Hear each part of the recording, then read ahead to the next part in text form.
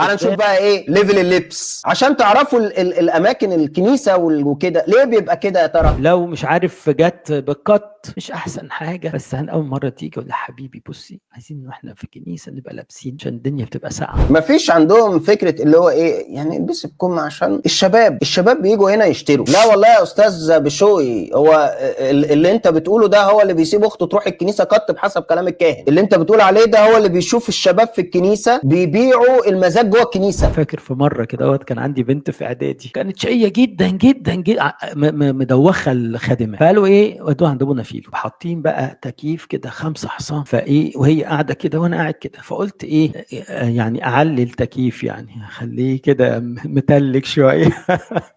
ولا حبيبتي انت مش سقعانه؟ ما جايه بقى لبس يعني لبس بيسين يعني مش لبس كنايس. قلت مش سقعانه؟ قالت لا انا مبسوطه جدا. ده جوه الكنيسه جايه بلبس بسين يا فندم. على فكره دي مش اول شكوى. امال بتقولوا مش لبس كنايس ليه؟ طب ما هو المسيحيين بينزلوا باللبس ده والكنايس عندك الاساقفه عندك بيقولوا الكلام ده. محرج يا فندم معلش، خش اي فرح مسيحي كده وانت تعرف. معلش